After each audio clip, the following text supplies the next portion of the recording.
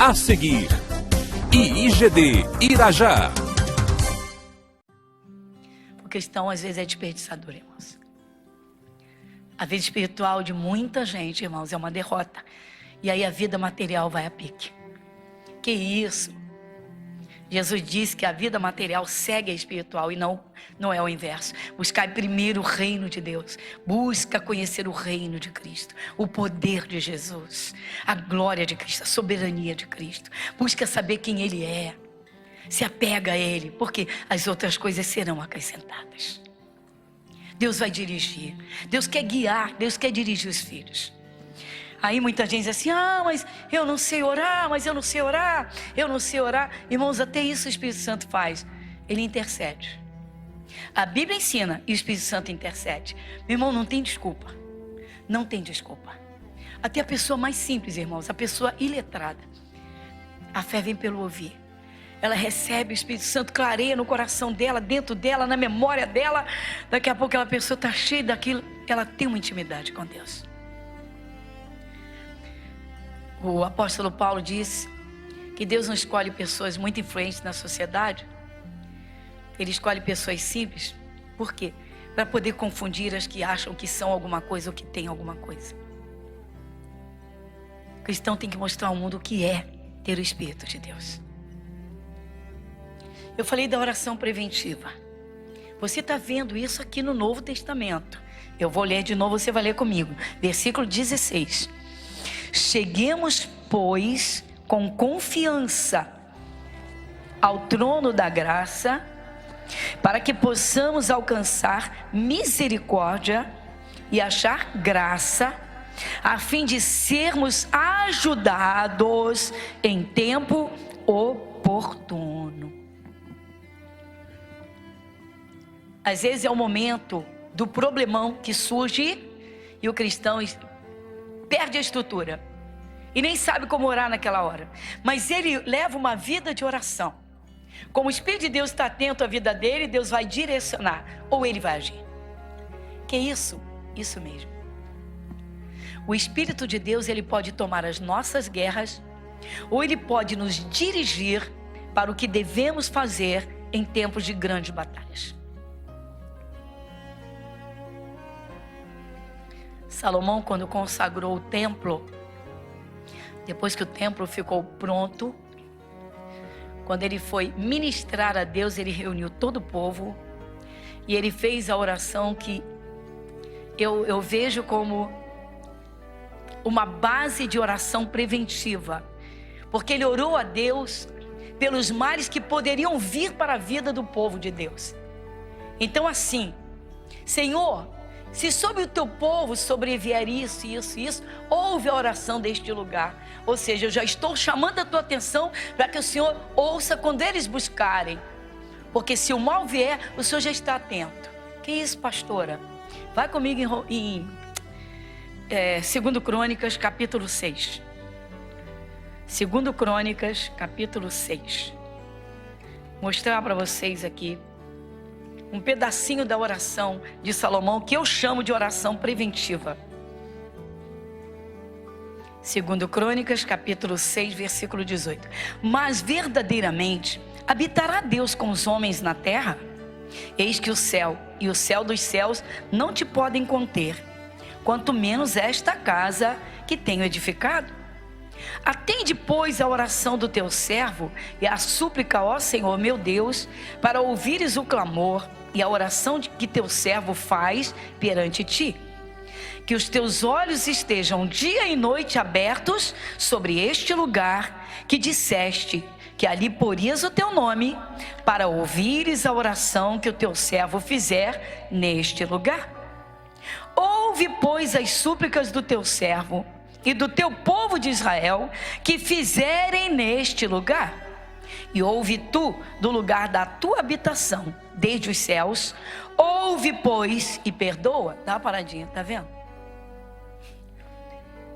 Salomão está fazendo uma oração a Deus. Deus, quando o teu povo vier para orar, escuta a oração deles. Já está preparando o caminho do povo, falando para Deus. Quando eles vierem, ouve. Olha que coisa tremenda, irmãos. E continua. Versículo 21. Ouve, pois, a súplica do teu servo e do teu povo de Israel que fizerem neste lugar. E ouve tudo o lugar da tua habitação, desde os céus. Ouve, pois, e perdoa.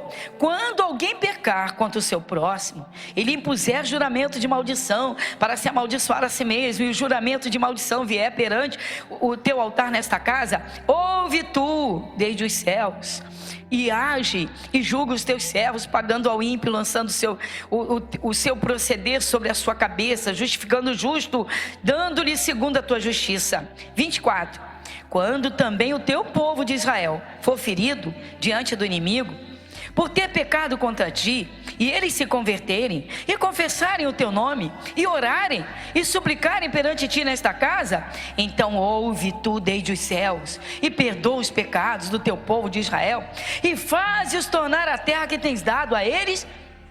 Já está até pedindo a bênção. Senhor, quando eles pecarem e vierem aqui se arrepender, o Senhor perdoa, e vão lá, devolve a bênção para eles. Gente, isso não é lindo? Sim ou não? Vamos ser sinceros, irmãos. Isso não é tremendo? Você faz a sua voz entrar nos céus quantas vezes por semana? Ih, pastora, não, é você com Deus. Ah, pastora, também vou orar toda hora? Olha só um senhor que veio aqui à nossa igreja. Ele é de outra denominação, veio no nosso culto e veio falar comigo. Pastora Gorete, os cultos de vocês são maravilhosos. De vez em quando eu venho aqui, gosto demais. Eu faço a obra de Deus, sou da igreja e tal, mas eu gosto de vir aqui, e vocês estudam na palavra, eu gosto do culto de vocês. Só tem uma coisa que eu acho errada em vocês. Estamos abertos às críticas, vamos lá, vamos ouvir. E o que é que o senhor acha errado em nós? É que vocês chateiam Deus, vocês oram demais. Num culto vocês oram toda hora. Falei, meu Deus. Falei, Senhor, dentro de mim agora, ele não entendeu nada. Ele não entendeu nada. Você está vendo isso aqui? Agora vamos lá em 1 Tessalonicenses. 1 aos Tessalonicenses, capítulo 5, versículo 17. Quem lê comigo? Vamos de novo, vamos juntos? Orai sem cessar. Primeiro é uma ordem. Você está vendo aqui o verbo no imperativo. Orai. Orem. Deus está falando, orai. Deus não está te perguntando, você quer orar? Não, Ele está dizendo que nós temos de orar. Orai sem cessar. Que isso? Pois é, irmão, não é só quando o mal ataca. É uma vida de oração. Alguns cristãos, irmãos, nunca tiveram a experiência de uma oração na madrugada. Nunca. Não, alguns cristãos nunca tiveram. Alguns cristãos nunca tiveram uma experiência de sentir o Espírito Santo interceder lá dentro do Espírito. Às vezes, literalmente, como diz a carta aos Romanos, com gemidos inexprimíveis. Que a pessoa nem entende, mas que Deus está ali intercedendo. Ou nas línguas estranhas. Mas alguns cristãos nunca tiveram. E nunca tiveram a experiência de uma visitação especial do Espírito Santo, que veio para ajudar na oração. Ele já está presente, mas agora ele vai se mostrar atuante. Ele vai interceder. E aquela oração será tão eficaz, que se o cristão ficar o tempo necessário até sentir de Deus, porque Deus dá a resposta, Ele dá no coração o momento da resposta. Que isso? Quando você leva uma vida de oração, passa por uma fase de luta, mas na presença de Deus, firmado na palavra, orando, assumindo aquela promessa de Deus, mas orando sem cessar, e naquela fase, por aquele propósito, o Espírito Santo vem no coração como o quê? Ou a palavra sobe dentro de você. Quer ver um exemplo? Alguém sente assim, uma alegria, e vem uma palavra dentro do coração assim: aquietai-vos e sabei que eu sou Deus. É Deus dizendo, acalma o seu coração que eu estou no controle. Aí você já sabe que é para começar a agradecer. Você já sabe que é para começar a agradecer, porque já entrou no céu o teu clamor. Deus já enviou anjos para te socorrer ou resolver o problema. O próprio Deus está à frente, como Salomão orou. Salomão, consagrando o templo, ele disse: quando o teu povo pecar e se arrepender e vier orar, ouve. Ou seja, já estou pedindo desde agora. Eles ainda nem erraram, mas eu já estou pedindo. Irmãos, os cristãos de hoje, infelizmente, muitos estão muito alheios à comunhão da oração. Às vezes o cristão fica só com aquele pouquinho de orações que faz na igreja, nos cultos. É pouco. Não dá para ter intimidade suficiente com Deus. Não dá para ter uma sintonia de sentir o Espírito Santo trabalhar na sua vida. Você vê aqui orar sem cessar, orar e sem cessar. Não é para você ficar blá, blá, blá, blá, blá, blá, blá, 24 horas. Não. É para você levar uma vida de oração. Nós temos várias fases na nossa vida. O Espírito Santo, usando Tiago, disse: você está alegre? Cante louvores a Deus. É uma forma de você estar em comunhão com Deus, em comunicação com o céu. Você está triste, está com problemas? Ore. Ou seja, vai lá, leva a Deus em oração. Ah, mas pastor, às vezes eu ainda não sinto resposta de Deus e eu vou ficar orando toda hora. Interessante, né, irmãos? Jesus é o Senhor de tudo. Jesus no Getsemane fez 3 vezes a mesma oração. Por que ele fez isso? Abre lá em Mateus 26.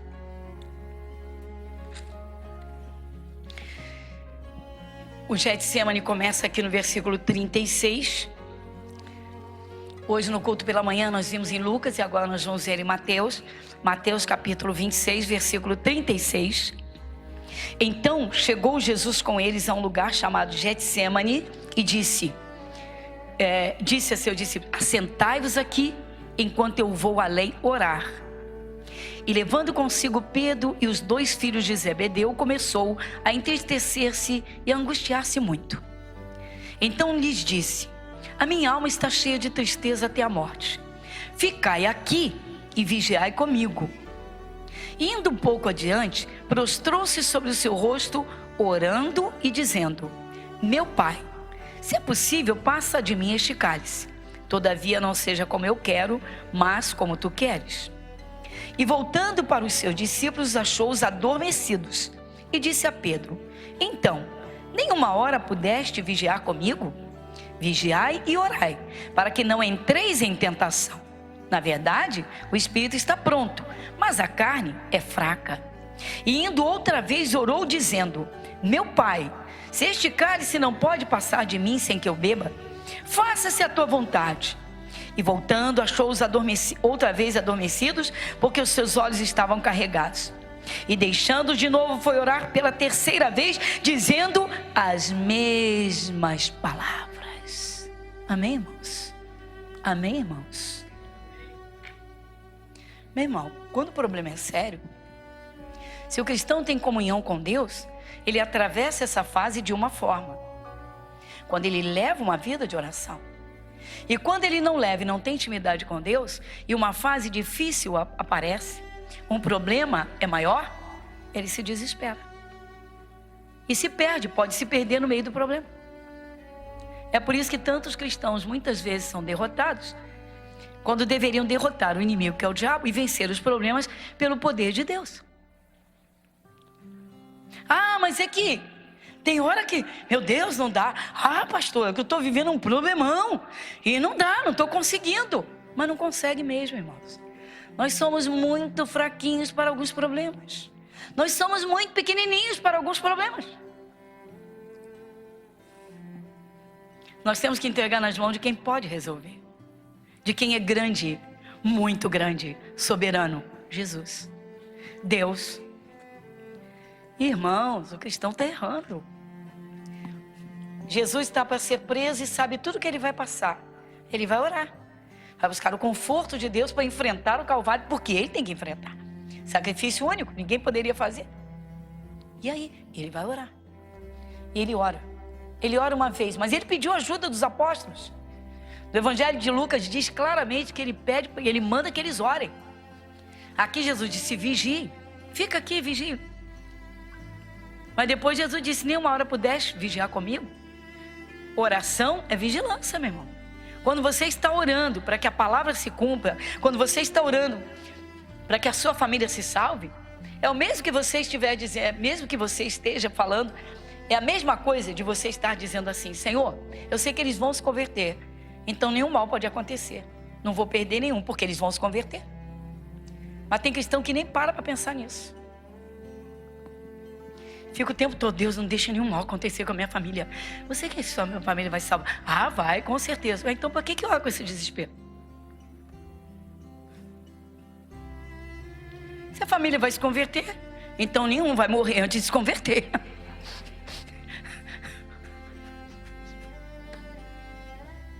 Se tem a certeza de que a promessa de cuidado se cumpre, então não tem medo que uma desgraça aconteça.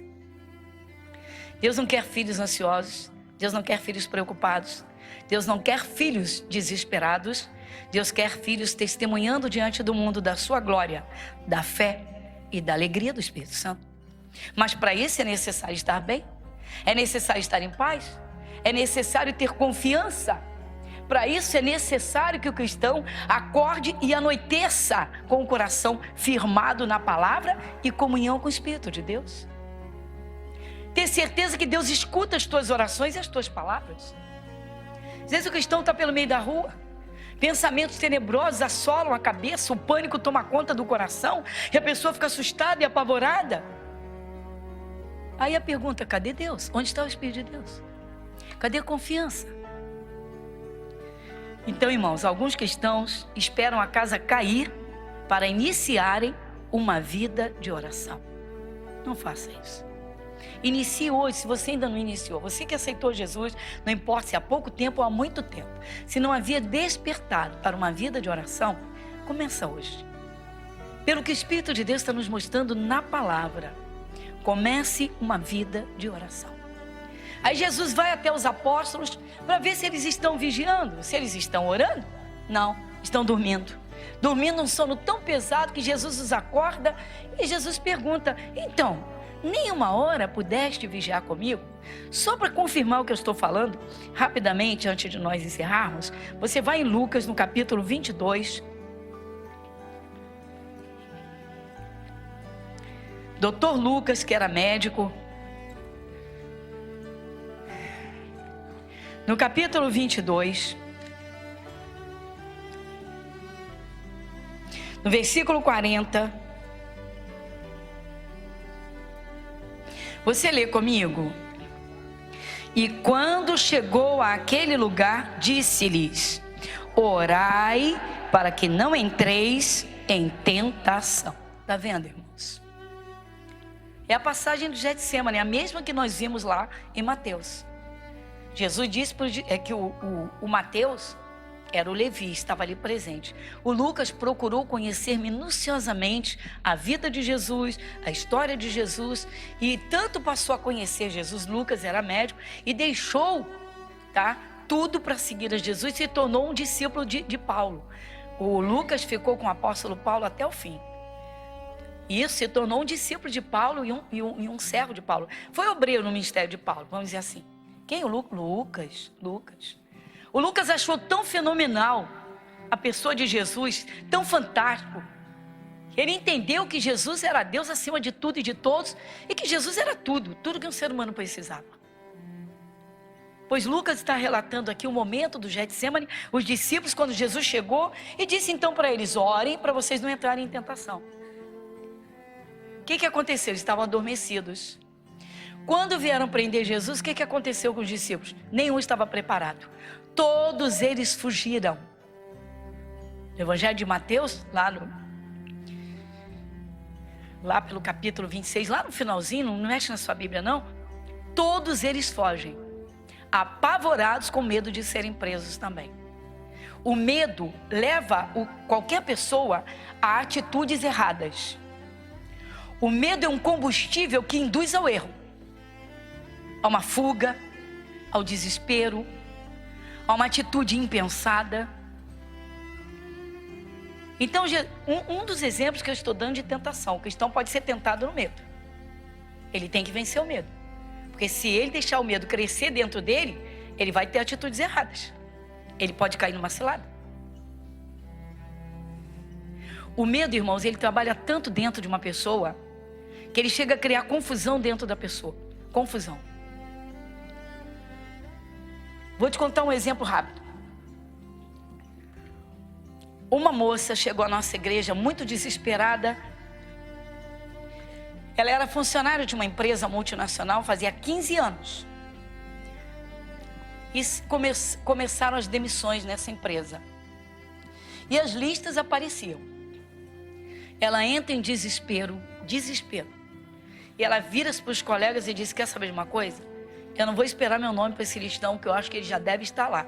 Eu vou pedir demissão, não vou sair por baixo, eu não vou ser demitida. Eu vou pedir demissão. Vai escutando.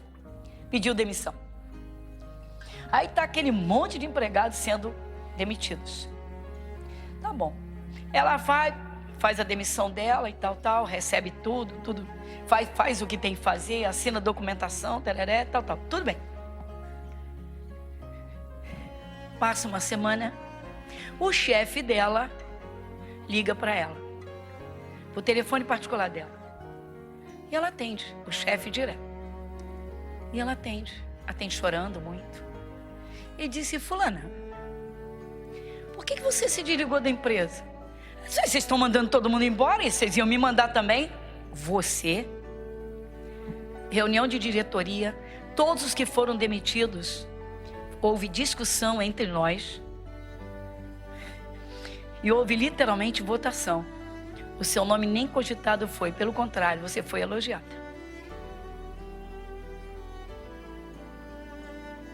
Ela pediu demissão. Por que ela pediu demissão? O pânico tomou conta dela. Porque dentro dela só houve o quê? Um turbilhão, um furacão de medo, de passar vergonha. Eu quero sair por cima. Eu não vou ser demitida. Eu zelo pelo meu profissionalismo. Esse é o exemplo que eu tenho do meu ministério. E essa moça chegou na igreja por quê? Porque ela pensou em se matar. Ela nem era de Jesus.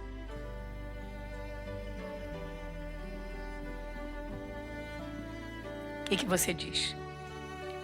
Pois é, Jesus disse: ore para não cair na tentação, para não entrar nela. Jesus disse: ore para que não entreis em tentação. A porta da tentação está aberta, a porta do medo, da cilada, do engano, da mentira do diabo. E tem cristão entrando por essas portas. Jesus disse: ore para não entrar em tentação. Então, meu irmão, a partir de hoje, leva a sério o que Jesus está falando. Igreja Internacional da Graça de Deus, Avenida Monsenhor Félix, 1120, Irajá.